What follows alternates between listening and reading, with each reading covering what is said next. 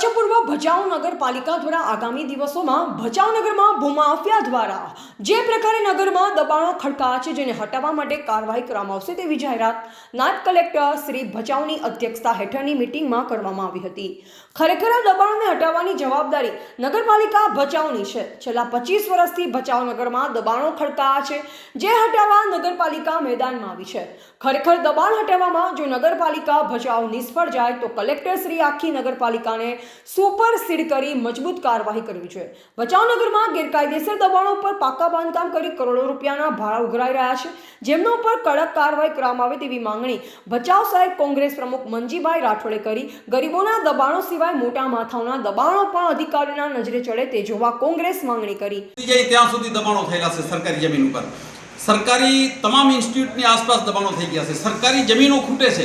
સરકારને પોતાના ઇન્સ્ટિટ્યૂટ ચલાવવા માટેની જમીનો નથી મળતી રહી જ્યારે આવી તમામ ભાડાની જમીનો ઉપર દબાણ છે અને એ દબાણ ખરેખર નહીં હટાવવાના દબાણો છે એને બદલે આ લોકો ખોટી પ્રક્રિયાઓ કરી રહ્યા છે અને પ્રિન્સિપલ એક્ટની કલમ મુજબ આ જવાબદારી નગરપાલિકાની છે। જો પોતાની આ જવાબદારીઓ ગટર હોય, રોડ હોય, પાણી પીવાનું પાણી હોય કે બીજા અન્ય કોઈ ભ્રષ્ટાચાર થયેલા હોય આ બાબતે નગરપાલિકા જો નિષ્ફળ જાય પ્રિન્સિપલ એક્ટ મુજબ આ નગરપાલિકાને બરખાસ્ત કરી કલેક્ટર દ્વારા તાત્કાલિક અસરથી સુપરસીડ કરવામાં આવે કારણ કે અને એમને તાત્કાલિક અસરથી 28 સભ્યો સહિતનાઓને સસ્પેન્ડ કરવામાં આવે અને આ ડિમોલેશનની પ્રક્રિયા હવે કેમ થઈ રહી છે કેટલાય ટાઈમથી અમે કોંગ્રેસ દ્વારા રજૂઆત કરવામાં આવી હતી। ગઈકાલે નાયબ કલેક્ટરની અધ્યક્ષતામાં મિટિંગનું આયોજન કર્યું તો માત્ર ભાજપના મળતિયાઓ મેં ફોટાની અંદર જોયા કે જેમના વિરુદ્ધ અમે પણ અરજીઓ કરેલી છે કે આ ભાઈનું દબાણ છે આ ભાઈનું અમે કોઈનું નામનો ઉલ્લેખ અહીંયા નથી કરતા પણ એમાં બેઠેલા કેટલાય લોકો દબાણકારો છે।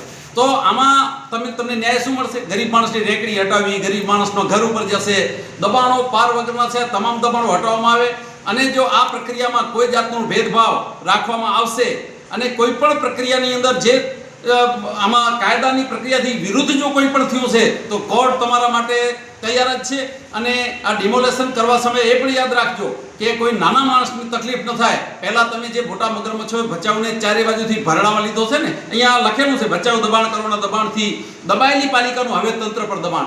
જો એમને દબાયેલી હોય તો નગરપાલિકા નહીં ભચાઉનો તમામ નાગરિક ખબર છે કે ક્યાં દબાણ છે, કોના દબાણ છે, કોણ ભાડા ખાય છે, કેટલા સમયથી ખાય છે।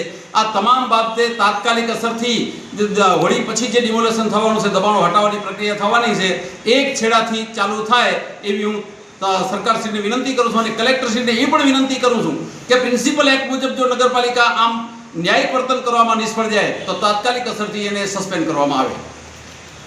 રિપોર્ટર કાળુભા એસ કોલી ભચાઉ।